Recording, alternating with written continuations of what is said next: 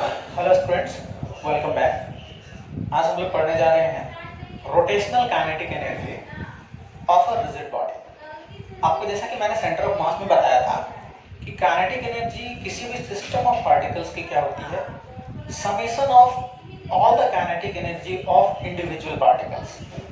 मैंने ये भी बताया था कि काइनेटिक एनर्जी का मतलब ये नहीं होता है कि kinetic energy of a system half mass total mass into velocity of centre of मास के स्क्वायर। ये फार्मूला गलत था।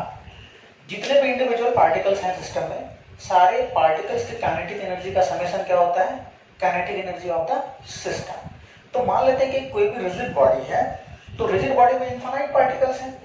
जैसे देखो ये रिजिड बॉडी है, इसमें कई सारे इनफाइनाइट पार्टिकल्स हैं और ये इस एक्सिस के अबाउट ओमेगा से क्या कर रहा है, रोटेट कर रहा है। ओके, तो अब हमें इस पूरी सिस्टम ऑफ पार्टिकल्स से काइनेटिक एनर्जी निकालनी है। तो जितने भी पार्टिकल्स इसमें होंगे, सारे पार्टिकल्स की काइनेटिक एनर्जी को क्या कर देंगे, ऐड कर देंगे। ओके, तो जैसे मान लो कि ये कोई भी आर्बिट्ररी पार्टिकल जिसकी मास है mi, ith पार्टिकल है। ओके, और ये ओमेगा से अगर घूम रही है तो इस ऑब्जेक्ट पे लाई करने वाला सारा का सारा पार्टिकल क्या करेगा, ओमेगा से रोटेट करेगा। ओमेगा एंगुलर वेलोसिटी होगी। मैंने बताया था कि रिजिड बॉडी अगर ओमेगा से घूम रही है तो रिजिड बॉडी की each and every particle omega से ही सर्कल करेगा, उसकी एंगुलर वेलोसिटी फिक्स रहेगी। तो सबकी एंगुलर वेलोसिटी क्या है, फिक्स है। तो देखो अगर ये ओमेगा से घूम रहे हैं तो ये क्या करेगा, एक सर्कल बनाएगा और उस सर्कल की रेडियस मान लेते हैं ri। ओके, इस सर्कल में ये वाला पार्टिकल घूमेगा तो इसकी वेलोसिटी क्या होगी, तो हमने पढ़ा है v इक्वल्स ओमेगा r पढ़ा है। तो उस पार्टिकल की जो वेलोसिटी हो जाएगी वो क्या हो जाएगी, ओमेगा इंटू आर आई हो जाएगी। अब देखो इस पार्टिकल की काइनेटिक एनर्जी को हम लोग के आई मान लेते हैं। ओके, तो काइनेटिक एनर्जी बराबर क्या होता है, हाफ मास इंटू वेलोसिटी का स्क्वायर। तो मास हो गया एम आई और v बराबर ओमेगा इंटू आर आई का स्क्वायर। अब क्या करते हैं कि इसी तरह से बहुत सारे पार्टिकल्स होंगे, सब पार्टिकल का समेशन करना होगा। तो हमने क्या किया, एक पार्टिकल की जो काइनेटिक एनर्जी निकाली उसमें समेशन लगा दिया, आई रन्स फ्रॉम 1 टू n। तो जितने भी पार्टिकल्स हैं सबकी काइनेटिक एनर्जी का समेशन, यहाँ पे हाफ ओमेगा स्क्वायर बाहर आ गया, क्या बचेगा, summation of M I into R आई का स्क्वायर और फिर से I runs from 1 to n। तो आप देखो कि summation of M I into R I square ये क्या दे देगा, मोमेंट ऑफ इनर्शिया। क्योंकि एम आर स्क्वायर ही होता है ना मोमेंट ऑफ इनर्शिया। तो जितने भी पार्टिकल्स है सबका एम आर स्क्वायर जोड़ते चलोगे तो सिस्टम की आई मिल जाएगा। तो इसके बदले हमने क्या कर दिया, आई पुट कर दी और सारे पार्टिकल्स की काइनेटिक एनर्जी का समेशन नेट काइनेटिक एनर्जी मिल जाएगा। तो total kinetic energy of the rotational body क्या होता है, हाफ आई ओमेगा स्क्वायर। जहां पे आई किसके बदले आता है, मास के बदले आता है और v के बदले कौन आता है, ओमेगा आता है। तो आपने ट्रांसलेशनल काइनेटिक एनर्जी पढ़ा है हाफ एम वी स्क्वायर। तो बस इसी का एनालॉग रखना है, m के बदले i आएगा और v के बदले ओमेगा आएगा। ओके, i और omega must be about the same axis of rotation. Okay, इतनी सी बात होगी। अब देखते हैं आगे, नोट करें।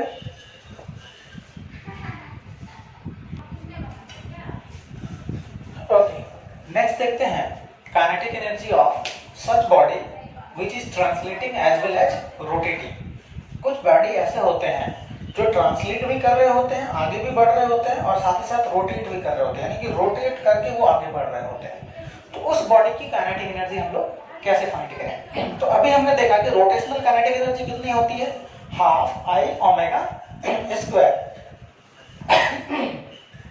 तो जैसे मान लो कि ये ऑब्जेक्ट है, इसकी मास m है और इसके सेंटर ऑफ मास की वेलोसिटी v नॉट है। ओके, और ये ओमेगा से रोटेट भी कर रही है, यानी ये रोटेट भी कर रही है और आगे भी बढ़ रही है, रोटेट करते हुए आगे बढ़ रही है, रोटेट करते हुए आगे बढ़ रही है। तो हमें जब काइनेटिक एनर्जी इस पार्टिकल की लिखनी होगी तो rotational kinetic energy rotational plus kinetic energy translational. तो हमें पता है कि काइनेटिक एनर्जी रोटेशनल कितना होता है, हाफ आई ओमेगा स्क्वायर। क्या ध्यान में रखना है, आई और omega must be about the same axis of rotation. Okay, अब ट्रांसलेशनल, तो काइनेटिक एनर्जी ऑफ ट्रांसलेशनल क्या होगा, तो half m into V not square. V nought क्या है, velocity of centre of mass. Okay, तो ये total kinetic energy of rotating as well as translating body का है। ठीक है, अब आते हैं कि वर्क एनर्जी थ्योरम का एनालॉग रोटेशन में भी होता है। वर्क एनर्जी थ्योरम का एनालॉग रोटेशन में कैसे लेंगे, तो मान लो कि ये कोई भी बॉडी है और इस पे F फोर्स लग रहा है, किसी भी डायरेक्शन में F फोर्स लग रहा है। मैंने क्या किया, इस F फोर्स का दो कंपोनेंट लिया, एक अलोंग द टेंजेंट लिया, एक अलोंग द रेडियस लिया। अब देखो कि ये बॉडी ओमेगा से रोटेट कर रहा है, ओके। तो ओमेगा से अगर रोटेट कर रहा है तो जो आपका रेडियल फोर्स का कंपोनेंट है ये टॉर्क तो प्रोड्यूस नहीं करेगा इस एक्सिस के अबाउट, क्योंकि इसका line of action of force axis के साथ क्या हो रहा है, इंटरसेक्ट कर रहा है। तो अब देखो कि जो टेंजेंशियल फोर्स है वो बॉडी को क्या करेगा, जैसे मान लो कि एक डिस्क है, आप उस पर टेंजेंशियल दोगे तभी तो वो रोटेट करेगा। तो टेंजेंशियल फोर्स क्या करेगा, इसको रोटेट कराएगा। तो टेंजेंशियल फोर्स अगर रोटेट कराया तो वर्क डन बराबर हमें पता होता है फोर्स इनटू डिस्प्लेसमेंट। तो मान लेते हैं dt टाइम में ये वाला पॉइंट यहाँ पे चला गया, तो कितना ज्यादा आपका डिस्प्लेसमेंट हो जाएगा, छोटा सा। तो हमने पढ़ा है L बराबर dl बराबर r d थीटा, तो ये डिस्प्लेसमेंट हो गया r d थीटा। अब इस वर्क को क्या कर देना, हमें इंटीग्रेट कर देना है जहां से जहां तक हमारा थीटा वेरी करे।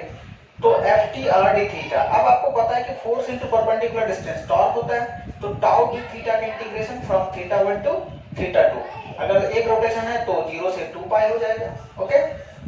तो ये आपका हो जाएगा वर्क। अब हमें पता है कि वर्क डन बाय द, जैसे हमने वर्क एनर्जी थ्योरम में पढ़ा था, work done by the all the forces is equal to क्या होता था, चेंज इन काइनेटिक एनर्जी। तो इसी तरह से यहाँ पे work done by the torque is equal to क्या होगा, चेंज इन काइनेटिक एनर्जी। तो टाउ डू थीटा का इंटीग्रेशन थीटा 1 से लेकर थीटा 2 बराबर half I omega final square minus half I omega initial square, यानी ये आपका चेंज इन काइनेटिक एनर्जी हो गया, क्योंकि ये प्योर रोटेशन है, ओके।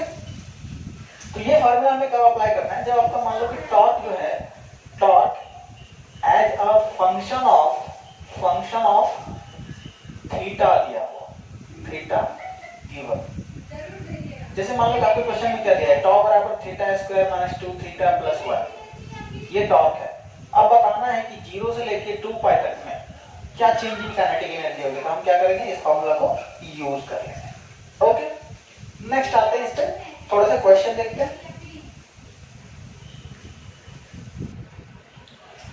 ओके। नेक्स्ट देखते हैं हम लोग कंजर्वेशन ऑफ मैकेनिकल एनर्जी। मान लो कि कोई भी बॉडी किसी भी पॉइंट के अबाउट हिंज है, क्योंकि जब बॉडी रोटेट करेगी तो किसी एक पॉइंट के अबाउट हिंज होती है, उसे हम लोग हिंज फोर्स कहते हैं। सपोज कर लो कि यही रड है, मैंने इसे अपने हाथ पे यहाँ पे एक, मान लो कि इस पॉइंट पे मैंने कील गाड़ दी, हाँ, एक नेल गाड़ दिया, तो नेल क्या करेगा, इसको हिंज कर लेगा। अब अगर मान लो कि ये रोटेट कर रही है, ओके, अपने हिंज पॉइंट के अबाउट, तो हिंज पॉइंट का जो फोर्स होता है, अब बोलोगे सर ये हिंज फोर्स क्या होता है, तो मान लो कि अगर हिंज करके इस बॉडी को इक्विलिब्रियम में हमने रखा है तो इसका mg एक्ट कर रहा होगा, इस mg को कौन बैलेंस कर रहा है, तो ये हिंज। अगर ये हिंज ना हो तो ये नीचे गिर जाएगा ना, इसका मतलब हिंज जो है वो फोर्स एक्सर्ट करता है। आप किसी भी ऑब्जेक्ट पे जाके आप नेल ठोक दो और उसको उस पॉइंट के अबाउट रोटेट करा दो तो वहां पे हिंज फोर्स आता है। तो हिंज फोर्स का हमेशा दो कंपोनेंट लेना चाहिए, दो कंपोनेंट मतलब कौन कौन सा कंपोनेंट, एक पैरेलल और एक परपेंडिकुलर। तो मान लो कि मैंने इस बॉडी को इस पॉइंट के अबाउट हिंज किया है, तो हिंज किया है तो मैंने इसका दो कंपोनेंट ले ली, एक हॉरिजॉन्टल एक वर्टिकल, और इस दोनों का नेट फोर्स क्या होगा, हिंज। हाँ, तो अगर आपसे हिंज फोर्स पूछा जाए FH, मैं कह देता हूँ ये क्या होगा, Rx का square plus root over Ry का स्क्वायर, ये नेट हिंज फोर्स की मैग्नीट्यूड होती है। अब अगर बॉडी इसी पॉइंट के अबाउट रोटेट करा तो इस पॉइंट में तो कोई भी ट्रांसलेशनल नहीं है, ये पॉइंट तो खुद ब खुद मूव करेगी नहीं, तो work done by the hinge force यानी कि उसका जो Rx और Ry कंपोनेंट है वो क्या हो जाएगा, 0। तो इस हिंज फोर्स का वर्क डन 0 हो गया, तो हम लोग क्या लिखेंगे, तो इस पे अब कौन सा फोर्स काम करेगा, mg करेगा। तो mg क्या है, कंजर्वेटिव फोर्स है, तो work done by the conservative forces क्या होता है, चेंज इन पोटेंशियल एनर्जी।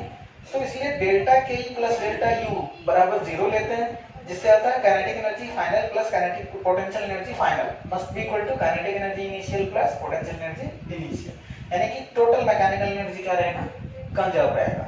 आइए अब इस पे क्वेश्चन करते हैं, ओके। तो मान लो क्वेश्चन ये है कि एक रॉड है, मान लो ये रॉड है और ये इस पॉइंट के अबाउट हिंज है, ओके। रॉड की मास मान लो, रॉड का मास ऑफ रॉड m मान लो और लेंथ मान लो l, ओके। इस पॉइंट के अबाउट हिंज है और इस पे क्या एक कांस्टेंट हॉरिजॉन्टल फोर्स एक्ट हो रहा है, कांस्टेंट हॉरिजॉन्टल फोर्स एक्ट हो रहा है। अब आपसे पूछा जाएगा कि find kinetic energy as a function of, या फाइंड काइनेटिक एनर्जी ओमेगा बोल लेते हैं, omega as a function of theta. अब देखो कि ये फोर्स क्या करेगा, अगर मान लो कि मैंने इसे हिंज कर दिया और इस पे कांस्टेंट हॉरिजॉन्टल फोर्स लग रहा है, ये हिंज पॉइंट के बाद क्या करेगी, रोटेट करेगी। तो हिंज फोर्स का जो टॉर्क प्रोड्यूस्ड होगा, ओके सॉरी, हिंज फोर्स का तो टॉर्क, अगर इस पॉइंट के अबाउट हम लोग टॉर्क लेते हैं तो हिंज फोर्स का दो कंपोनेंट, एक इधर बनेगा एक परपेंडिकुलर डायरेक्शन में बनेगा, दोनों इस पॉइंट के अबाउट पास करेगा, तो हिंज का टॉर्क तो जीरो हो गया। तो टॉर्क कौन प्रोड्यूस करेगा, एफ करेगा, और साथ ही साथ कौन करेगा, एमजी करेगा। तो टोटल टॉर्क जो होगा वो क्या होगा, चेंज इन काइनेटिक एनर्जी के बराबर होगा। तो मान लो कि इस पॉइंट के अबाउट हमें, हिंज पॉइंट के अबाउट क्या करना है, हिंज पॉइंट के अबाउट हमें टॉर्क लेना है। तो सपोज करो कि किसी भी आर्बिट्री एंगल पे, किसी भी आर्बिट्री टाइम पे ये रॉड कहां पे होगा, तो मान लो ये थीटा एंगल पे होगा, ओके। फोर्स अभी भी हॉरिजॉन्टल लग रहा है, रॉड की लेंथ एल है। अब देखो कि अगर ये थीटा है तो हम लोग क्या करते हैं, इस फोर्स को एक अलोंग द रॉड और एक perpendicular to the rod resolve कर लेते हैं, कर लिया जाए। तो देखो, तो अगर ये थीटा है तो ये एंगल भी थीटा होगा, और अगर ये थीटा है तो ये 90 माइनस थीटा, तो ये थीटा। तो देखो इधर क्या हो गया, एफ का कंपोनेंट एफ कॉस थीटा, और इधर क्या हो जाएगा, एफ साइन थीटा।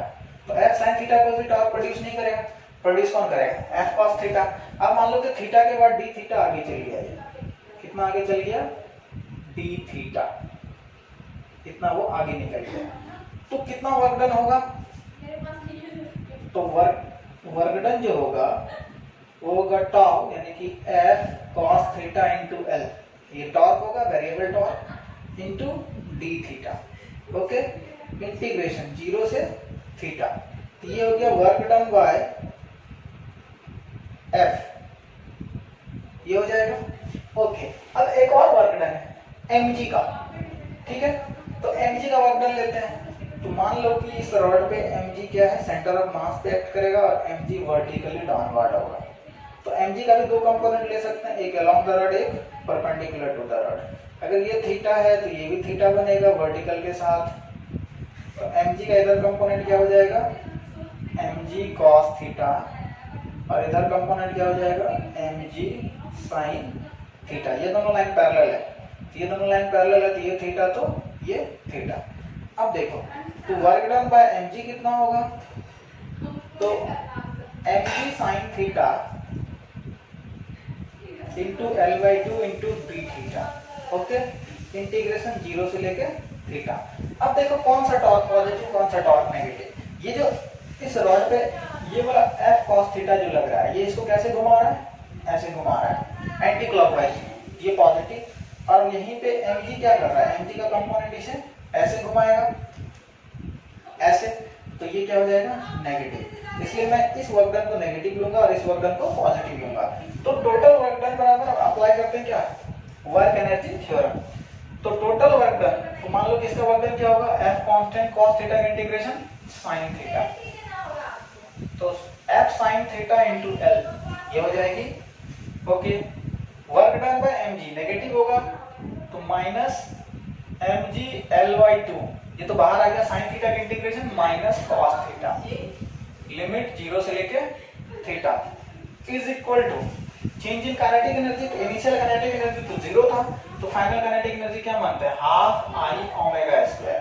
तो देखो क्या हो जाएगा, F L sine theta minus mg l/2, यहाँ हो जाएगा 1 minus cos theta, cos theta negative और 0 रखोगे तो 1 हो जाएगा, is equal to ml square upon 3, hinge point के about moment of inertia ml square upon 3 into omega square. तो क्या हो जाएगा, f sin theta into l minus mg l 1 minus cos theta upon 2 is equal to ml square omega square upon 3। अब आप ध्यान दो कि ये एक l और एक l सब में कट जाएगा, तो क्या बचेगा, f sin theta minus M G 1 minus cos theta upon 2 is equal to M L upon 3 omega square. अब मल्टीप्लाई कर दो तो क्या हो जाएगा 3f sine theta minus 3mg upon 2 1 minus cos theta, नीचे में l से डिवाइड हो जाएगा, यहाँ पे भी l से डिवाइड हो जाएगा और सबका क्या हो जाएगा तो रूट। तो this will be the omega as a function of theta. तो यहाँ पे मैंने क्या किया work energy theorem apply. Okay, अगर ये F फोर्स नहीं होता तो सीधे सीधे मैं चेंज इन पोटेंशियल एनर्जी और चेंज इन काइनेटिक एनर्जी का समेशन 0 कर देता। बात है समझ में आई? तो नोट कीजिए, फिर अगला क्वेश्चन देखते हैं। ओके, तो नेक्स्ट क्वेश्चन देखते हैं। नेक्स्ट क्वेश्चन ये कह रहा है कि एक रॉड है जिसकी मास m है, लेंथ l है। अब आपको फाइंड करना है omega as a function of theta. इसे क्या कर दिया गया है, यहाँ से रिलीज कर दिया गया है। क्या कर दिया गया है, रिलीज। ऐसे इस रॉड को यहाँ से छोड़ दो, ये ऐसे करेगा तो जब थीटा एंगल पे होगा वो हॉरिजॉन्टल के साथ, तो उसकी ओमेगा क्या होगी। तो जैसा कि आपको पता है कि इस हिंज पॉइंट के अबाउट हिंज है, तो हिंज फोर्स तो इसी पॉइंट से पास करेगा ना, एक हॉरिजॉन्टल कंपोनेंट एक वर्टिकल कंपोनेंट, उसका तो नेट टॉर्क 0। अब टॉर्क कौन प्रोड्यूस करेगा, mg। तो mg क्या है, कंजर्वेटिव फोर्स। तो यहाँ पे हम लोग कंजर्वेशन ऑफ मैकेनिकल एनर्जी लगा सकते हैं। तो देखो कंजर्वेशन ऑफ मैकेनिकल एनर्जी लगाएंगे तो इसको रेफरेंस लाइन मान लेते हैं, यहाँ पे पोटेंशियल क्या मान लेते हैं 0। यहाँ से जब नीचे जाएंगे तो नेगेटिव पोटेंशियल एनर्जी होगा, यहाँ से ऊपर जाते तो पॉजिटिव। तो initial potential energy U initial plus kinetic energy initial is equal to kinetic energy final plus potential energy final. ये रेस्ट में है तो U इनिशियल भी 0 है और काइनेटिक एनर्जी भी 0 है। अब बचा kinetic energy final plus potential energy final is equal to 0। तो what will be the potential energy final.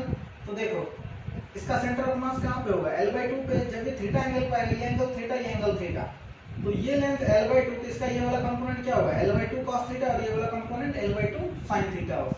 तो पोटेंशियल एनर्जी फाइनल जो हो जाएगा वो हो जाएगा minus mg L/2 sin theta. Kinetic energy final मान लेते हैं हाफ I ओमेगा स्क्वायर। इस दोनों का समेशन 0, तो half I omega square is equal to क्या हो जाएगा mg L sin theta upon 2। देखो ये 2 2 कट गया तो क्या बचेगा, तो ओमेगा स्क्वायर बराबर हो गया mg L sin theta upon I moment of inertia. तो mg L sin theta upon I m L square upon 3, तो 3 ऊपर चला जाएगा, देखो mm कट गया, LL खत्म, तो क्या बचा 3g sin theta upon L is the omega. Okay, आते नेक्स्ट।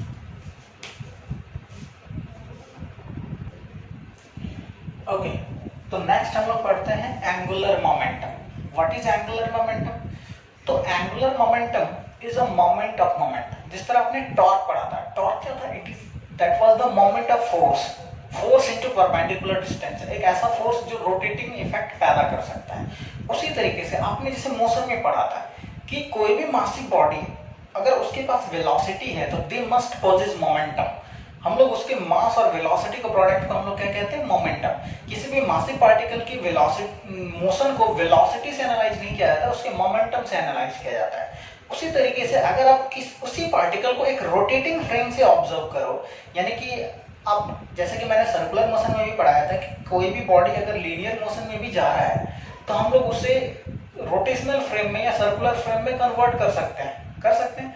तो मान लो कि कोई भी बॉडी के पास ऑलरेडी मोमेंटम है और हम लोग उसे उस प्लेस से ऑब्जर्व कर रहे हैं जहां से वो मुझे रोटेटिंग फ्रेम में भी दिख सकता है, तो वहां पे हमें मोमेंटम से काम नहीं चलेगा। वहां पे मुझे क्या करना पड़ेगा, एंगुलर मोमेंटम निकालने होंगे। तो एंगुलर मोमेंटम को मैथमेटिकली डिफाइन करते हैं momentum into perpendicular distance about the point of observation.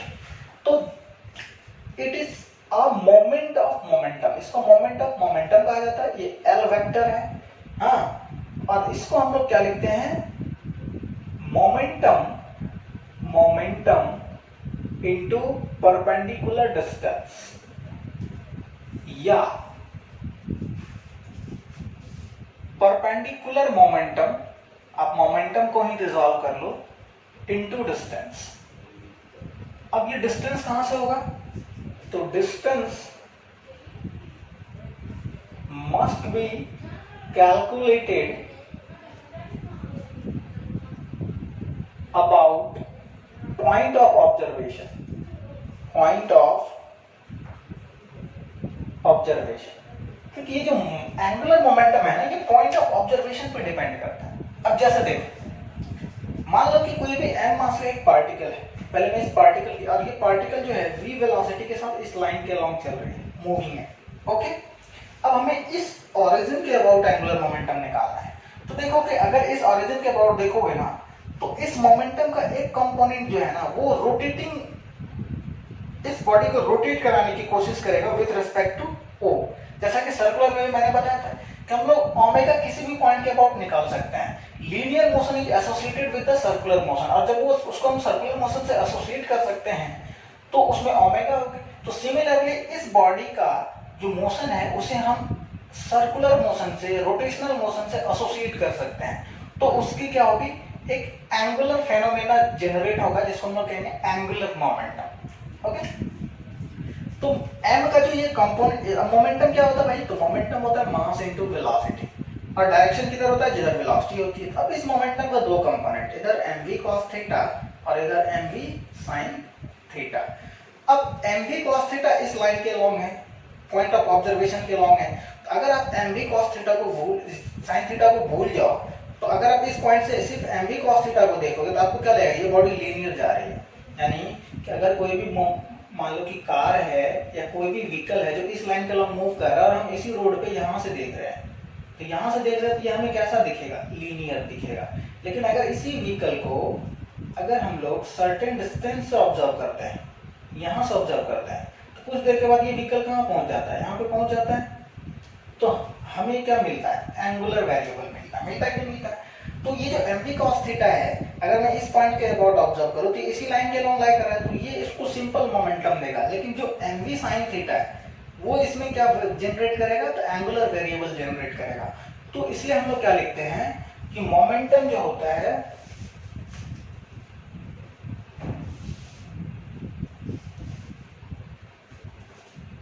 इसलिए हम लोग एंगुलर मोमेंटम को लिखते हैं mv sin थीटा, यानी कि परपेंडिकुलर मोमेंटम इनटू डिस्टेंस जहां से हम लोग निकाल रहे हैं। तो ये डिस्टेंस कितना है, r, तो हम इसको क्या लिख सकते हैं, mv r sin थीटा लिख सकते हैं। दूसरा फेनोमेना देखो, ये जो मैंने फॉर्मूला लिखाया था, मोमेंटम इनटू परपेंडिकुलर डिस्टेंस। जैसे टॉर्क में मैंने बताया था कि आप f को भी रिजॉल्व कर सकते हो और r को भी रिजॉल्व कर सकते हो। तो यहाँ पे मैंने पहले केस में मोमेंटम को रिजॉल्व किया जो इस लेंथ के परपेंडिकुलर हो। दूसरा मैं क्या करता हूँ, अब इस लेंथ को रिजॉल्व कर लेता हूँ। तो इस लाइन के अलोंग मोमेंटम है, इसको मैंने पीछे किया और यहाँ से एक परपेंडिकुलर ड्रॉ किया। अब हमें इस मोमेंटम लाइन के अलोंग अब ये परपेंडिकुलर डिस्टेंस ऑब्टेन करना है। देखो ये एंगल थीटा, तो ये थीटा, r का इधर कंपोनेंट कितना हो जाएगा, यहाँ से यहाँ तक r cos थीटा हो जाएगा, और ये कंपोनेंट कितना हो जाएगा, r sin थीटा। इस लाइन पे परपेंडिकुलर डिस्टेंस यहाँ से कितना है, r sin थीटा। तो आप इसे ऐसे भी लिख सकते हो, mv into r sin theta. तो फाइनल आंसर क्या आएगा आपका, आंसर वही आएगा mv r sin थीटा। अब देखो इसको वेक्टर फॉर्म में कैसे लिख सकते हैं, तो mv r sin थीटा, इसको ऐसे लिख सकता है r इंटू mv यानी कि p, आप इसे ऐसे लिख लो rp sin थीटा लिख सकते हो। तो अब इसे अगर वेक्टर फॉर्म में लिखा जाए तो मैग्नीट्यूड होगा l वेक्टर की, l वेक्टर क्या होगा, r क्रॉस p। ये फार्मूला तब लगाना जब r आपका i j k के टर्म में हो, मोमेंटम भी i j k के टर्म में हो। अदरवाइज अगर आपको मैग्नीट्यूड पता है तो सीधे r और p के बीच का एंगल पता होना चाहिए। बातें क्लियर है? आते हैं अब इस पे क्वेश्चन करते हैं, ठीक है, नोट कीजिए।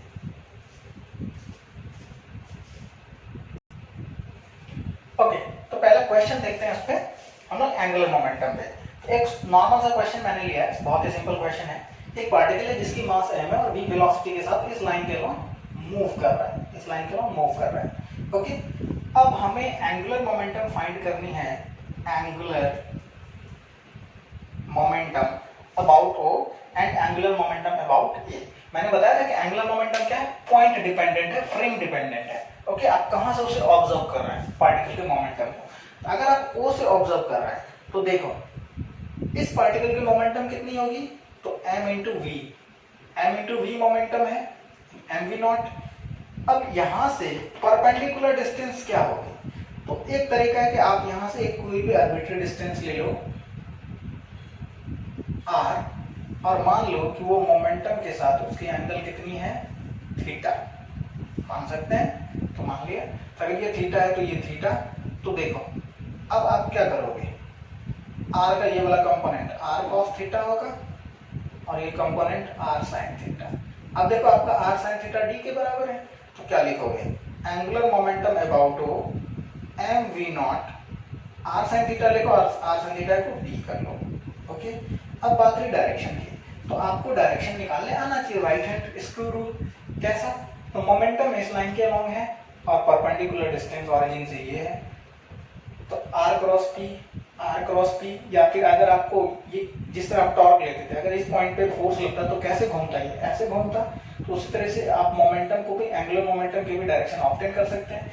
ये ऐसे घूमेगा क्लॉकवाइज डायरेक्शन में, तो क्लॉकवाइज मोमेंटम को क्या लेंगे, नेगेटिव। ओके, तो देखो, तो अगर मान लो कि y एक्सिस से x एक्सिस है तो यहाँ पे क्या होगा, minus k cap, negative z direction में। अब देखो कि अगर आप angular momentum about point A लेते हो, तो पॉइंट ए यहाँ पे है और मोमेंटम भी इसी लाइन के अलोंग है, तो मोमेंटम जिस लाइन के अलोंग है वो उस पॉइंट ऑफ ऑब्जर्वेशन से क्या कर रहा है, कोइंसाइड कर रहा है नहीं कर रहा है, तो थीटा क्या हो गया, जीरो। तो एंगुलर मोमेंटम अबाउट ए क्या हो जाएगा, जीरो। तो देखो मैंने ओ के अबाउट ऑब्टेन किया तो एम वी नॉट डी आया, और ए के अबाउट ऑब्टेन किया तो जीरो आया, क्योंकि उसका जो एंगुलर मोमेंटम जब हमें ऑब्टेन करना है तो मोमेंटम का जो लाइन है ना, जो डायरेक्शन है, वो उस ए के पॉइंट के साथ क्या कर रहा है, उसका लाइन कोइंसाइड कर रहा है, यानी थीटा 0 डिग्री बन रही है। ओके, नेक्स्ट क्वेश्चन देखते हैं। तो नेक्स्ट क्वेश्चन आपके बोर्ड पे लिखा हुआ है कि एक प्रोजेक्टाइल है जिसकी मास है m और वेलोसिटी है v नॉट, उसे मैंने थीटा एंगल से प्रोजेक्ट किया है, थीटा एंगल से प्रोजेक्ट किया है। ओके, तो क्वेश्चन में पहला क्वेश्चन तो ये है कि find angular momentum about point of projection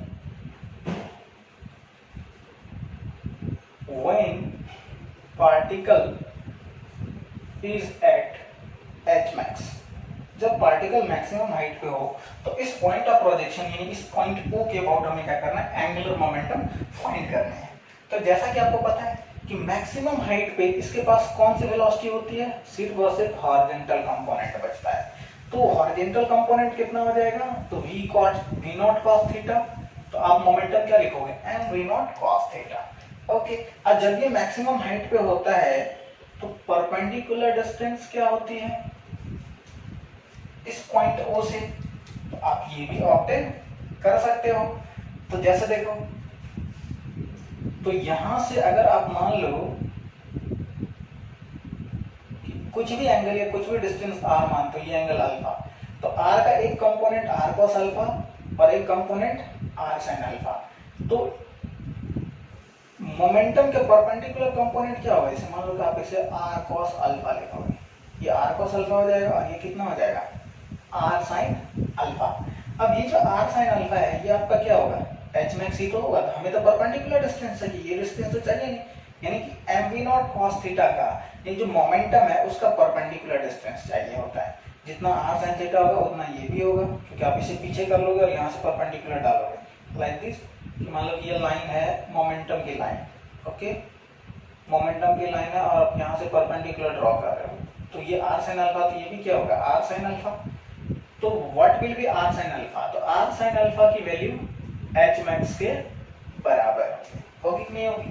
तो आप मोमेंटम कैसे लिखोगे, तो एंगुलर मोमेंटम बराबर m v naught cos theta, मान लो कि x एक्सिस है, इधर y एक्सिस है, ओके, तो i कैप, ओके, तो ये हो गया मोमेंटम वेक्टर। और हमने क्या पढ़ा, r क्रॉस p, तो इधर r वेक्टर लिखना पड़ेगा, तो आर वेक्टर क्या होगा, वाई एक्सिस के लॉन्ग होगा, और वो कितना होगा, तो एच मैक्स। तो एच मैक्स कितना होता है, तो V not square sine square theta upon 2g, ये हो जाएगा जे कैप इधर क्रॉस आई कैप। तो अब आप देखो क्या हो जाएगा, M we naught cube sine square theta cos theta upon 2g J cross I क्या होगा, तो J cross I minus K cap. तो ये आपका एंगुलर मोमेंटम हो गया इस पार्टिकल का अबाउट ओ। अब इसी में मैं आपके लिए होमवर्क दे देता हूँ कि आपको क्या करना है, मैक्सिमम हाइट पे जब लिया तब नहीं फाइंड करनी है, आपको क्या करना है, आपके लिए क्वेश्चन सेम है, बस मैं थोड़ा सा बदल रहा हूँ इसे, मास सेम है, वी नॉट सेम है, थीटा सेम है, आपको फाइंड करनी है एंगुलर मोमेंटम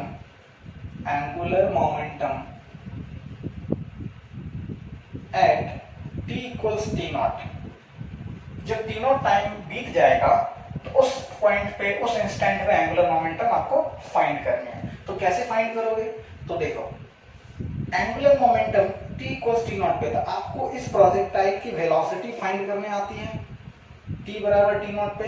ये मैंने आपको प्रोजेक्टाइल मोशन में सिखाया था, अगर v नॉट वेलोसिटी से प्रोजेक्ट किया है तो t टाइम पे वेलोसिटी कितनी होगी, velocity as a function of time, तो v naught cos theta i cap बना रहेगा, इधर क्या हो जाएगा v naught sin theta v बराबर u minus g t j cap.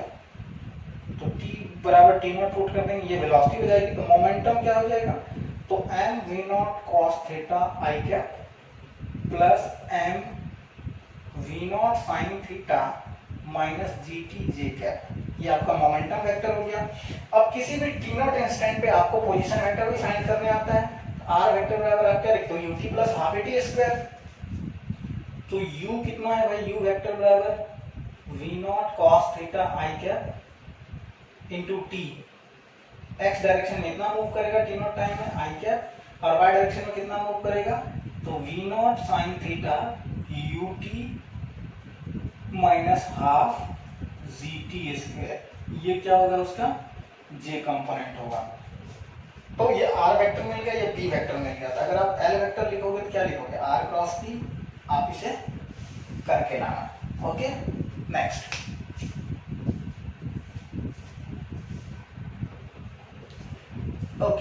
Next देखते हैं हम लोग, जैसे हमने एंगुलर मोमेंटम पार्टिकल का ऑब्टेन किया, अब मान लो कोई भी रिजिड बॉडी रोटेट कर रहा है किसी भी एक्सिस के अबाउट, तो उस एक्सिस के अबाउट हमें एंगुलर मोमेंटम कैसे फाइंड करनी है। तो मान लो ये रिजिड बॉडी है, यहाँ पे एक आर्बिट्री मास मैंने mi लिया और ये ri रेडियस में सर्कल कर रहा है, क्योंकि रिजिड बॉडी घूमेगा तो सारा पार्टिकल सर्कल करेगा of different radius.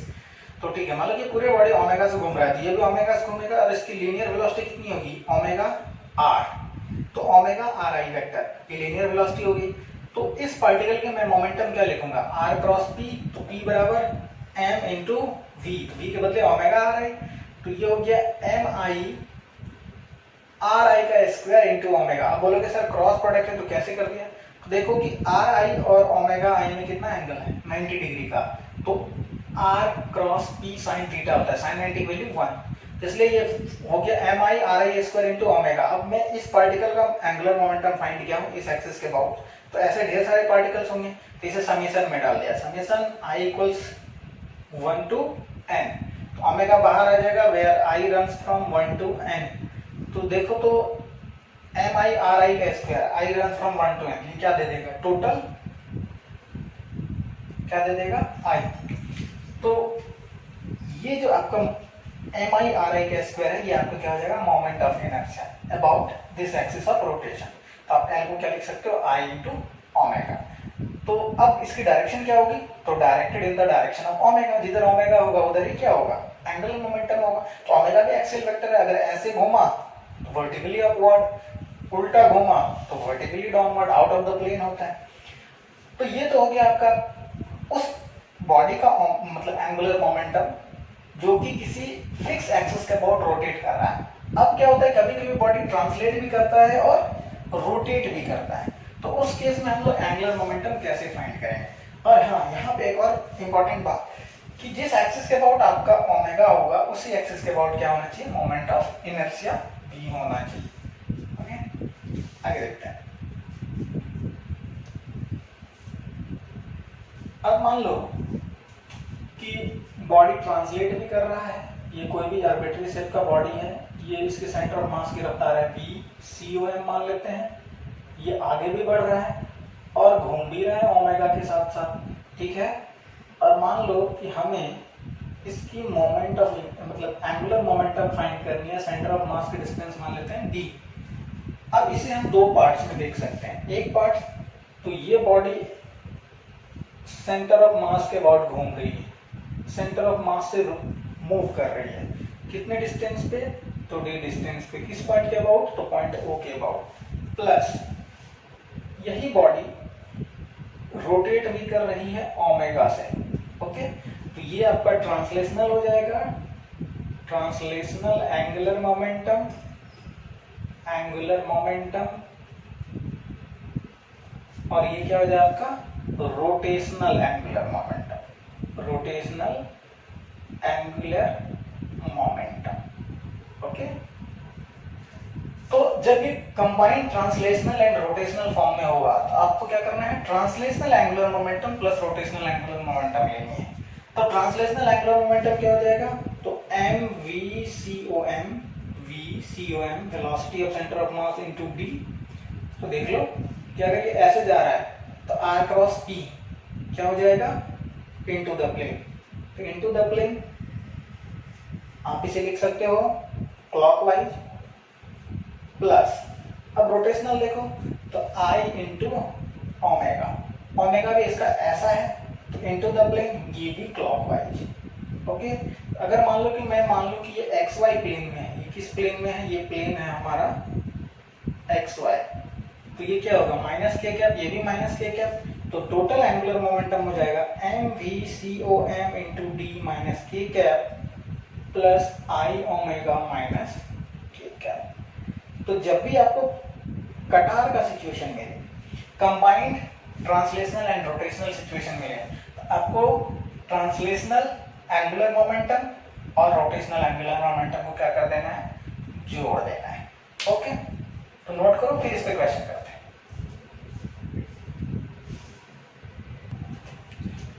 Okay, next देखते हैं, हमारे पास चार सिचुएशन है, situation 1, situation 2, 3 and this is the situation 4। आपको हर एक सिचुएशन में क्या करना है, एंगुलर मोमेंटम फाइंड करना है हर एक केसेस में। तो पहला केस में देखिए क्या होता है कि एक डिस्क है ये, जिसकी मास m है, तो चारों क्या है, डिस्क है, मास m है, रेडियस r है, और इसके सेंटर ऑफ मास से पास करने वाले एक्सिस जो वो z एक्सिस है, और ये उस एक्सिस के अबाउट ओमेगा से रोटेट कर रहा है। तो angular momentum in first case कितना हो जाएगा, तो L1 हो जाएगा 1, मैं इसलिए लिख रहा हूँ क्योंकि फर्स्ट केस है।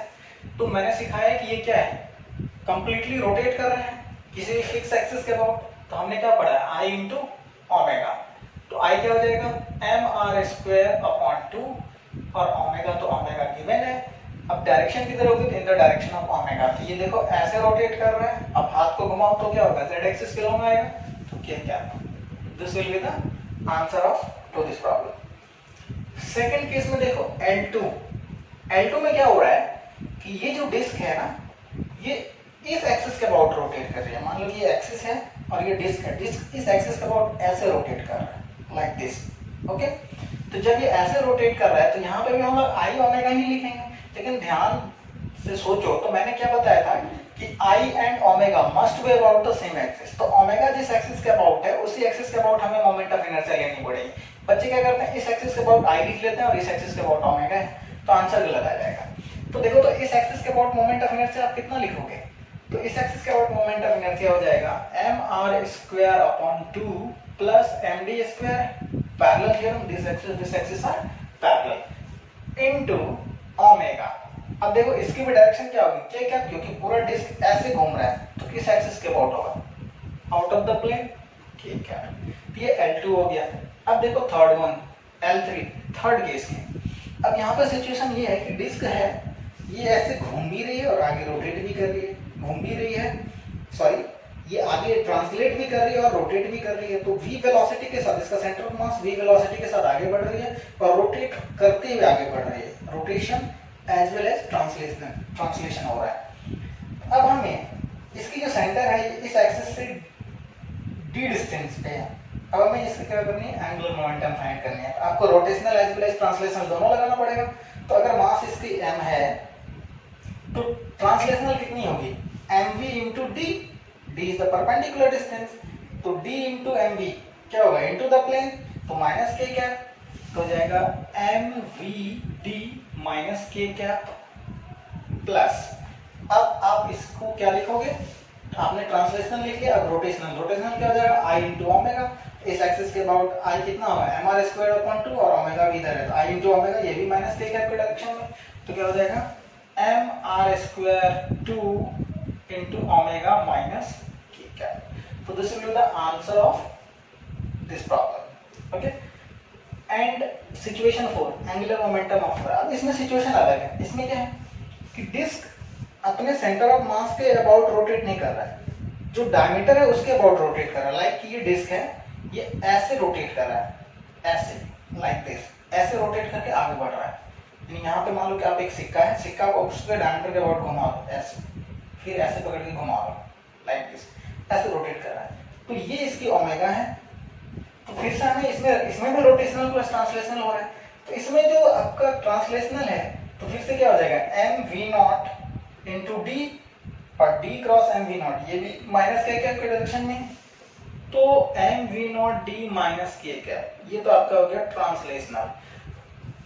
अब रोटेशनल की बात करो, तो रोटेशनल में आई इंटू ओमेगा, तो ओमेगा इस एक्सिस के अबाउट है, डायमीटर के अबाउट है, तो आई भी क्या होना चाहिए, डायमीटर के अबाउट, तो आई डायमीटर के अबाउट कितना होता है, तो m are square upon 4, perpendicular theorem याद करो, इंटू ओमेगा। अब इसकी डायरेक्शन देखो, ये ऐसे घूम रहा है, ऐसे, तो अगर ये ऐसे घूम रहा है लाइक दिस, तो इसकी y एक्सिस की तरफ हो जाएगी। ओके, तो ये क्या हो जाएगा, j कैप। बात समझ में आई? तो ये हो गया आपका L4। I hope angular momentum में अब कोई प्रॉब्लम नहीं होगा। अब हम लोग आते हैं कंजर्वेशन ऑफ एंगुलर मोमेंटम, आप इसे नोट करें।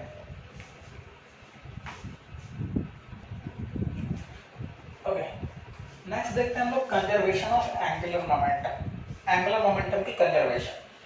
तो जैसा कि आपने लीनियर मोमेंटम कंजर्वेशन भी पढ़ा है कि अगर नेट फोर्स 0 होता था किसी भी सिस्टम ऑफ पार्टिकल्स की, तो हम लोग उसकी मोमेंटम को क्या रखते थे, फिक्स रखते थे। इंडिविजुअल पार्टिकल की मोमेंटम बदलता था, लेकिन सिस्टम के मोमेंटम क्या होती थी, कंजर्व होते थे। सिमिलरली अगर आपका कोई भी सिस्टम ऑफ पार्टिकल्स हो और उसका टाउ नेट किसी भी पॉइंट के अबाउट 0, यानी किसी फिक्स पॉइंट के अबाउट अगर टाउ नेट 0, अगर आप पॉइंट बदल लेते हो और नेट टॉर्क आ रहा है किसी दूसरे पॉइंट के अबाउट, क्योंकि टॉर्क एंगुलर मोमेंटम ये पॉइंट डिपेंडेंट होता है कि किस पॉइंट के अबाउट लेंगे, तो किसी एक पॉइंट के अबाउट 0 आता है कि दूसरे पॉइंट के अबाउट 0 नहीं आता है, या प्रीवियस प्रॉब्लम में कर चुके हैं। तो जिस भी पॉइंट के अबाउट अगर टॉर्क नेट 0 आता है, तो आप उस पॉइंट के अबाउट क्या कर सकते हो, मोमेंटम, एंगुलर मोमेंटम कंजर्व रख सकते हो, यानी कि एंगुलर मोमेंटम नहीं बदलेगी। हाँ, इंडिविजुअल पार्टिकल्स के एंगुलर मोमेंटम बदल सकते हैं, लेकिन सिस्टम की हमेशा क्या रहेगी, कांस्टेंट। तो L initial must be equal to L final about the such point about which net torque is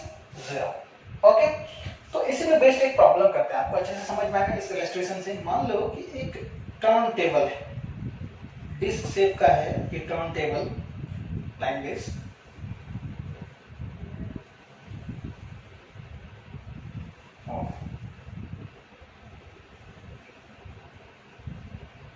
ये मान लो कि आपका टर्न टेबल है जो फिक्स एक्सिस, इस एक्सिस के बाद क्या कर रहा है, रोटेट कर रहा है। हाँ, अब रोटेट जो कर रहा है इसकी ओमेगा है पाई अपॉन 5 रेडियन पर सेकेंड। इस ओमेगा से ये क्या कर रही है, रोटेट कर रही है।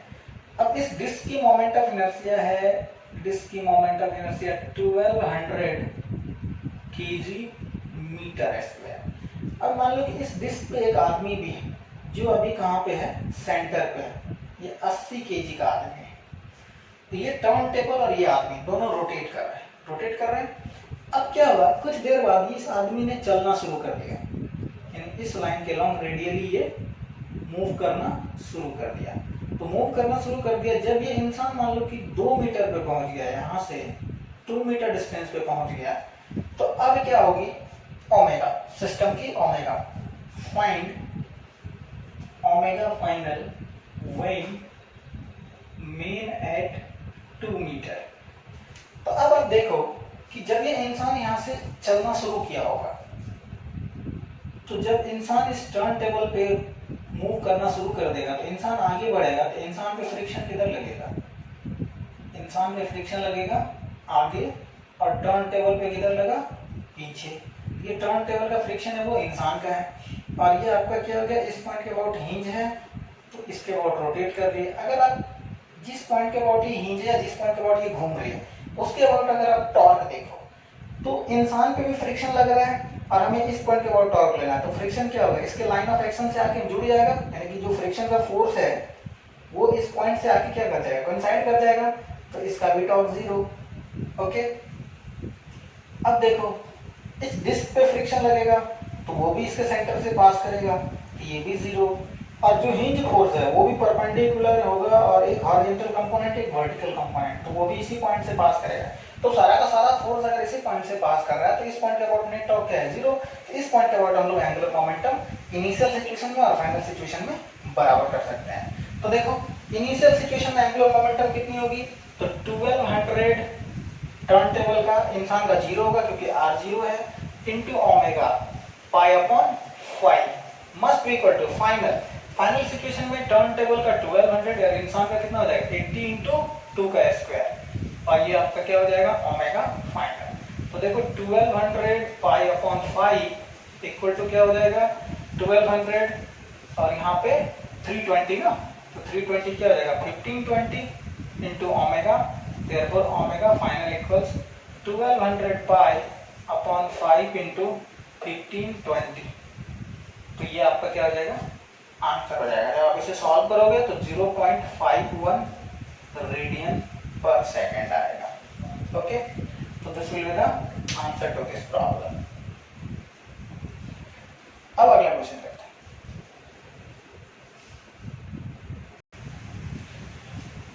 ओके, तो नेक्स्ट क्वेश्चन देखते हैं। जैसे कि क्वेश्चन ये गिवन है कि एक स्फीयर है, सॉलिड स्फीयर है, उसको किसी भी सरफेस पे v0 स्पीड से फेंका गया। स्टार्टिंग में वो क्या कर रहा था? स्लाइड कर रहा था। क्या कर रहा था?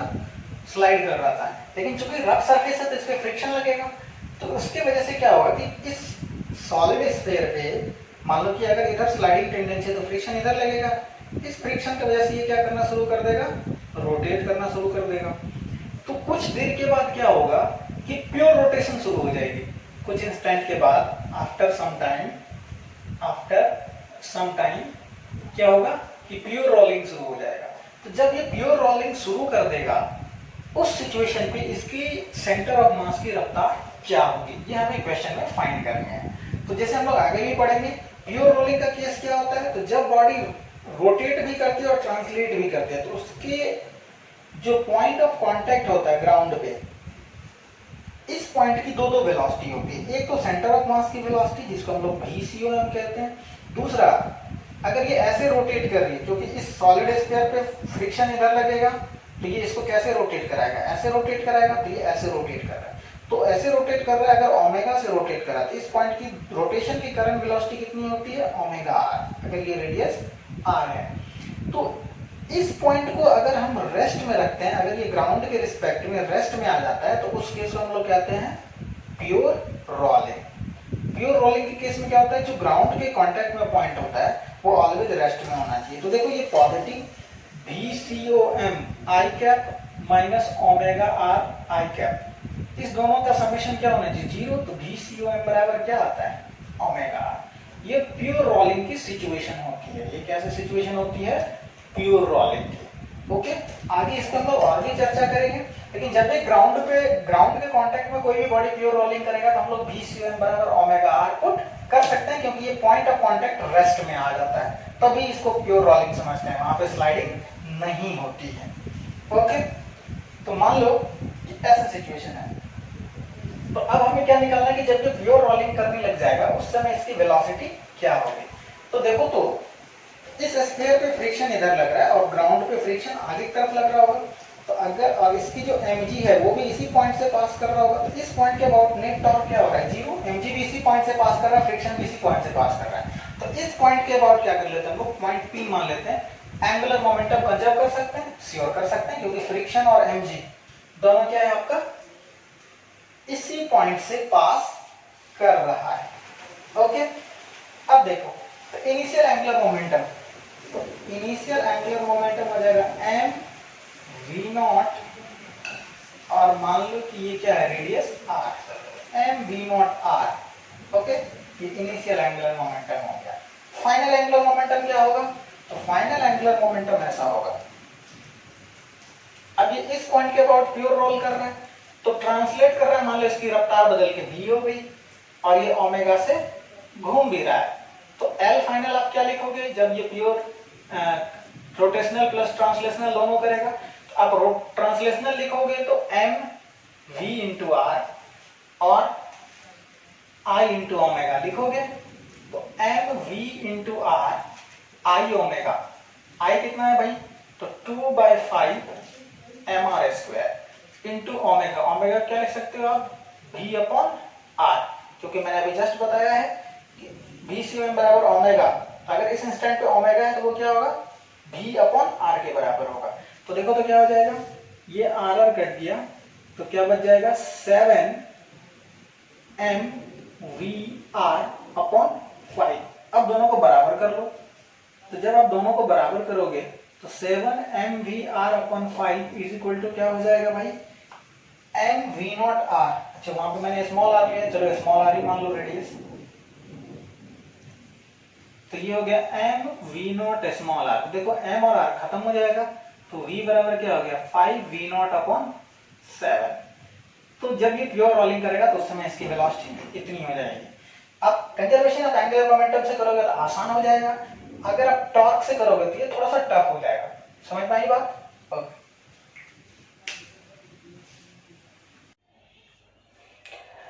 ओके, नेक्स्ट देखते हैं हम लोग कटार, combined translational and rotational motion. Okay, तो जब body combined translational and rotational motion में होती है तो उसकी वेलोसिटी कैसे फाइंड करेंगे, किसी भी पॉइंट की, किसी भी आर्बिट्री पॉइंट के एक्सेलरेशन कैसे फाइंड करेंगे, और केस ऑफ प्योर रोलिंग क्या होता है, ये सारी चीजें अब इस चैप्टर में बाकी रह गई है।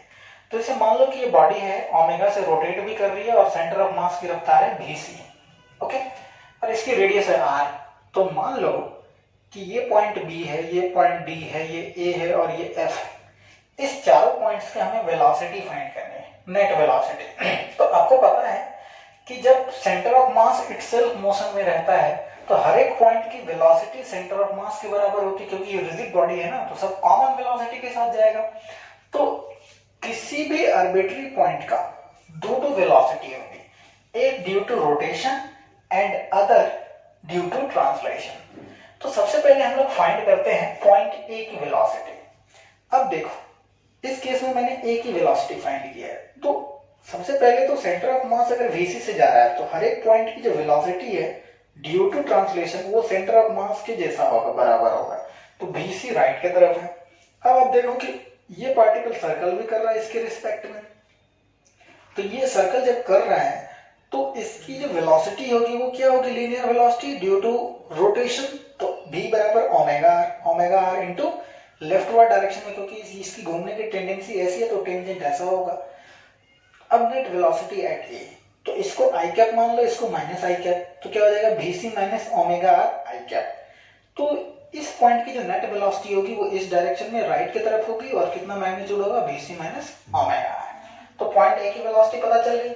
इसी में अगर क्वेश्चन में रहता कि ये प्योर रोटेशन कर रहा है तो पॉइंट ए क्या होता है, ग्राउंड के रिस्पेक्ट में रेस्ट में होता है, तो va की नेट वेलोसिटी को जीरो करते, और जब हम इसको जीरो करते तो vc बराबर क्या जाता है ओमेगा आर। इसी को कहते हैं केस ऑफ प्योर रोलिंग। बात समझ में आई। अगला देखो, अब वेलोसिटी ऑफ पॉइंट f। अब देखो कि सेंटर ऑफ मास की मोशन के कारण राइट की तरफ तो vc सारे पॉइंट्स का होगा, ये ड्यू टू ट्रांसलेशन हो गया। अब रोटेशन की वजह से जब इस पॉइंट पे आप आओगे तो इसकी टेंजेंट किधर बनेगी, ऊपर की तरफ, और वो भी ओमेगा आर। तो देखो ओमेगा आर प्लस vc ये दोनों वेलोसिटी होगी, तो नेट वेलोसिटी f की आ जाएगी omega r J cap vc i cap. जब आप मैग्नीट्यूड लोगे तो omega square r square plus vc का स्क्वायर, इसका रूट हो जाएगा। अब नेक्स्ट आते हैं हम लोग किस पे, तो अपर वाले पॉइंट पे बी पे। तो देखो अब यहाँ पे सेंटर ऑफ मास की रफ्तार vc इसी डायरेक्शन में आ, जब आप इस पॉइंट का सर्कुलर मोशन देखोगे तो ये सर्कल ऐसे घूम रहा है, इसकी टेंजेंशियल मतलब टेंजेंट किधर होगा, ओमेगा आर, इस डायरेक्शन में होगा। इस पॉइंट की रोटेशन के कारण जो वेलोसिटी होगी वो ओमेगा आर होगी। तो ओमेगा आर और बीसी सेम लाइन के अलोंग है, तो सीधा सीधा दोनों वेलोसिटी जुड़ जाएगा, तो BC plus omega are I cap. तो ये हो जाएगा पॉइंट बी की वेलोसिटी। बात समझ में आई? चलो अब आते हैं पॉइंट डी पे। तो पॉइंट डी पे देखो सिमिलरली ये वाला पॉइंट सेंटर ऑफ मास के कारण बीसी के साथ राइट जाएगा और ओमेगा आर से नीचे जाएगा। तो क्या हो जाएगा, ओमेगा आर माइनस में j cap plus b c i cap, magnitude क्या हो जाएगा, b c square omega square r square का ओवर रूट। तो ये कन्फाइंड 4 पॉइंट हो गए। अब मैं आर्बिट्री पॉइंट की बात करता हूं जो किसी भी पर्टिकुलर एंगल पे हो, तो उसकी वेलोसिटी कैसे फाइंड करेंगे। तो देखो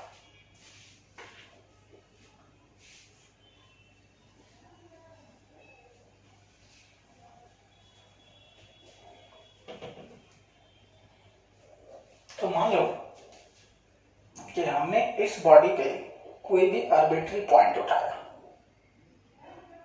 इसकी रेडियस है आर, और यहां से थीटा एंगल पे एक पॉइंट है ए, और इसकी हमें वेलोसिटी फाइंड करनी है, और ये ओमेगा के साथ रोटेट करनी है।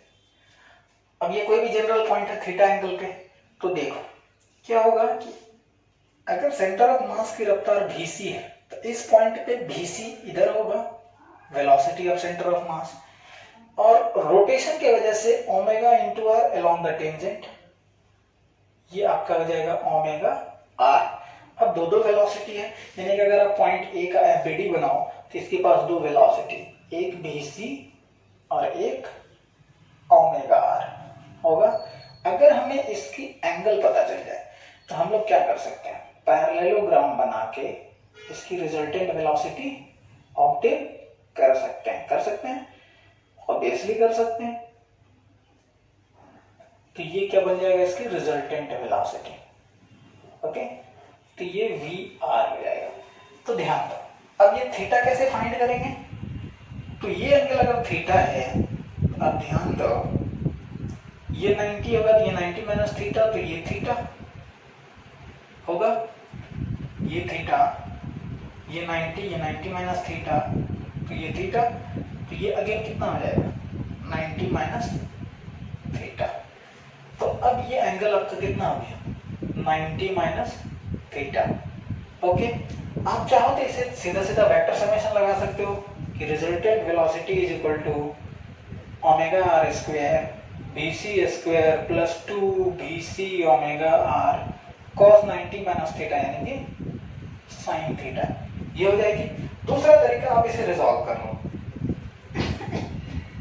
ये बीसी है, ये ओमेगा आर है, ये एंगल आपका थीटा है, ये वाई एक्सिस मान लो, इसको एक्स एक्सिस मान लो, ये एंगल क्या है थीटा है। ओके, अगर ये थीटा है तो इधर क्या हो जाएगा ओमेगा आर कॉस थीटा, इधर हो जाएगा ओमेगा आर साइन थीटा हो जाएगा, और इधर बीसी भी है, तो नेट वेलोसिटी कितनी हो जाएगी, रिजल्टेंट वेलोसिटी, तो omega r sine theta plus v c i cap minus omega r cos theta j cap. तो आप ऐसे भी फाइंड कर सकते हो, तो किसी भी आर्बिट्री पॉइंट जो थीटा एंगल पे है उसकी वेलोसिटी में कैसे फाइंड करेंगे। अब बात रही एक्सेलरेशन की, एक्सेलरेशन कैसे फाइंड करते हैं, आपसे नोट कीजिए, फिर मैं एक्सेलरेशन बताता हूं।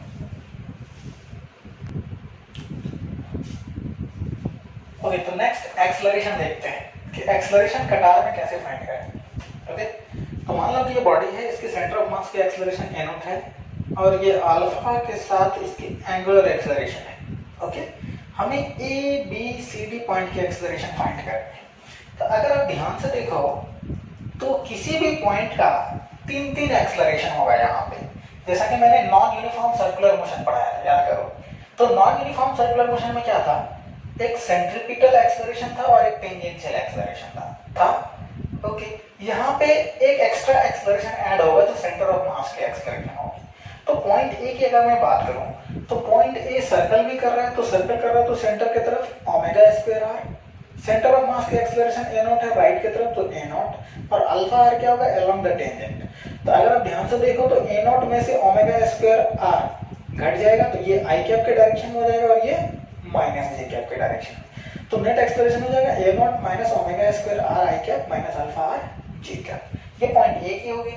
सिमिलरली अब देखो पॉइंट बी की, तो सेंटर ऑफ मास की एक्सेलरेशन ए नॉट है, तो इसी एक्सेलरेशन को यहाँ पे भी हम लोग लिख सकते हैं, किसी भी वेक्टर को पैरेलली शिफ्ट कर सकते हैं। जो सेंटर ऑफ मास की एक्सेलरेशन है उससे सारा बॉडी का हर एक पार्टिकल एक्सेलरेट करेगा। तो ये ए नॉट हो गया, टेंजेंशियल एक्सेलरेशन अल्फा आर अब इस डायरेक्शन में होगी और ओमेगा स्क्वायर आर नीचे की तरफ होगा टुवर्ड्स द सेंटर। तो ए naught plus alpha R I cap minus omega square R J cap, ये पॉइंट बी की वेलोसिटी होगी। अब पॉइंट सी की वेलोसिटी देखो, तो ए नॉट और ओमेगा स्क्वायर आर ये दोनों एक डायरेक्शन में आ जाएगा और टेंजेंशियल अल्फा आर ये टेंजेंशियल एक्सेलरेशन है, ये ऊपर की तरफ होगा। तो omega square R plus A naught I cap plus alpha R J cap. अब देखो लास्ट पॉइंट डी, डी में क्या होगा, इस पॉइंट की एक्सेलरेशन सर्कुलर मोशन के कारण टुवर्ड द सेंटर होगा।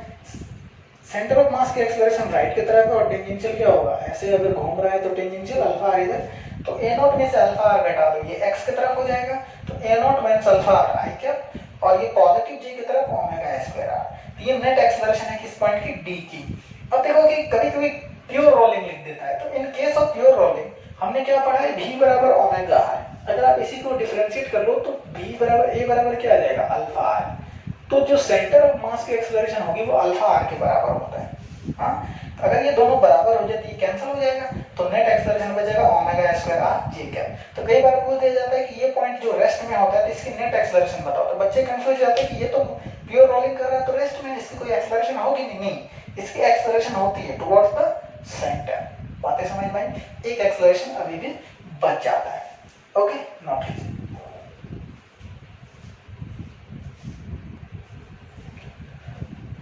ओके, नेक्स्ट देखते हैं कि क्वेश्चन बार बार एग्जाम में पूछा जाता है, acceleration of a body on an inclined plane.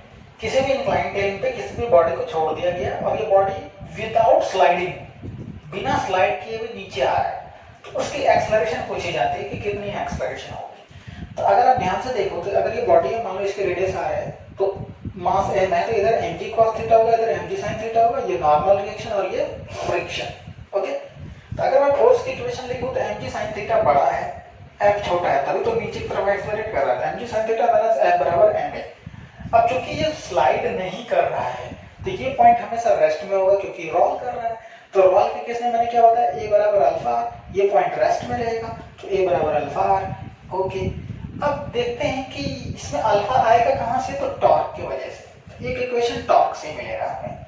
तो अगर मैं सेंटर ऑफ मास के अबाउट टॉर्क लिखूं तो normal reaction mg cos theta और mg sin theta sub centre of मास से पास कर रहा है, लेकिन देखो फ्रिक्शन सेंटर ऑफ मास से पास नहीं कर रहा है, तो फ्रिक्शन इसे ऐसे घुमाएगा, तो क्या होगी, फ्रिक्शन का टॉर्क r क्रॉस f। और आपको पता है कि टॉर्क अगर r क्रॉस f है तो I इंटू अल्फा को टॉर्क लिखते हैं, टॉर्क बराबर I alpha is equal to RF। तो f की वैल्यू क्या हो जाएगी, I अल्फा अपॉन r। क्योंकि हमें a निकालना है तो यहाँ से अल्फा को ओमिट करना होगा, तो देखो यहाँ से अल्फा बराबर क्या लिखोगे आप, a अपॉन r लिखोगे।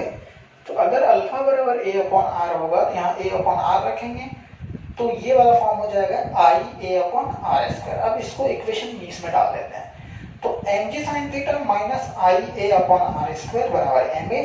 अब इसको इधर लेके चले जाओ, तो ma upon I a upon r square, LCM ले लो, m r square plus I upon r square into a। Okay, अब ये इधर गुणा हो जाएगा, mg sin theta r square m r square. अब I को हम लोग क्या लिख सकते हैं, m k स्क्वायर, जहाँ पे k क्या कहलाता है, रेडियस ऑफ गायरेशन। तो किसी भी बॉडी का अगर जनरल मोमेंट ऑफ इनर्शिया लिखना हो तो हम लोग रेडियस ऑफ गायरेशन के टर्म में लिखते हैं mk स्क्वायर। तो I के बदले हमने mk स्क्वायर लिख दी, m कॉमन आके कट गया, g sin theta r square plus k square. अब इस r स्क्वायर से ऊपर नीचे डिवाइड कर दो तो ये कट जाएगा, यहाँ पे बचेगा 1, यहाँ पे बचेगा k स्क्वायर बटे r स्क्वायर। तो a की वैल्यू किसी भी बॉडी के लिए जनरल फार्मूला हो गया g sin theta 1 plus k square upon r square. तो अगर आपसे डिस्क की मोमेंट ऑफ इनर्शिया पूछे तो उसका k स्क्वायर और r स्क्वायर का रेशियो यहाँ पे पुट कर दो, डिस्क का एक्सेलरेशन मिल जाएगा। सॉलिड स्फीयर की पूछे तो k और r स्क्वायर का रेशियो रख दो सॉलिड स्फीयर के लिए, तो सॉलिड स्फीयर का एक्सेलरेशन मिल जाएगा। तो किसी भी आर्बिट्री बॉडी का एक्सेलरेशन आप इस फार्मूला से निकाल सकते हो। जैसे मान लो कि डिस्क के लिए क्या आ जाएगा, तो डिस्क के लिए हो जाएगा mr स्क्वायर अपॉन 2 होता है मोमेंट ऑफ इनर्शिया, इसको mk स्क्वायर के बराबर करेंगे, mm कट गया, तो 1/2 इज इक्वल टू क्या, k square upon r square. तो यहाँ पे 1/2 पुट कर देंगे तो नेट एक्सेलरेशन आ जाएगा। थीटा क्या है? Inclination of the plane. तो आप इसे याद कैसे करोगे? तो ये मेरे नाम में छुपा है, Aman Kumar. A for acceleration, G sine theta सब में कॉमन रहता है। बच्चे कंफ्यूज यहाँ पे करते हैं के स्क्वायर और आर स्क्वायर। तो के पहले है तो के स्क्वायर, नीचे आर स्क्वायर। ओके, नेक्स्ट इसी में अगर हम लोग फ्रिक्शन की वैल्यू पूछ दिया है, what will be the value of friction force, तो क्या आप सोचोगे कि sir mu mg cos theta, ये जरूरी नहीं है। म्यू mg cos थीटा क्या होता है? मैक्सिमम फ्रिक्शन होता है। जरूरी है कि यहाँ पे मैक्सिमम फ्रिक्शन ही अप्लाई हुआ होगा? ये पॉइंट रेस्ट में है, स्टैटिक सिचुएशन में है, तो स्टैटिक फ्रिक्शन लिमिटिंग फ्रिक्शन से कम होता है, तो कुछ और भी वैल्यू हो सकती है। मैक्सिमम फ्रिक्शन पूछेगा तब आप म्यू mg cos थीटा लिखोगे। ओके, तो फ्रिक्शन की वैल्यू देखते हैं क्या आता है। फ्रिक्शन की वैल्यू इस इक्वेशन से आ जाएगा।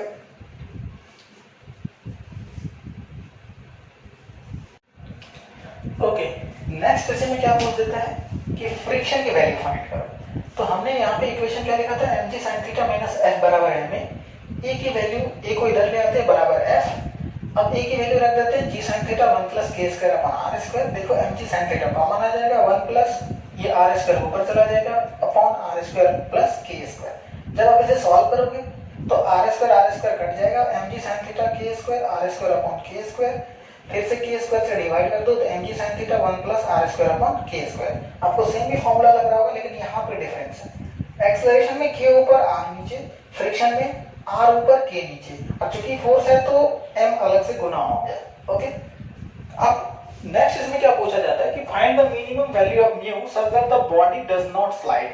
अगर ये रोल कर रहा है, प्योर रोल कर रहा है, तो उसके लिए मिनिमम म्यू नेसेसरी कितना होगा।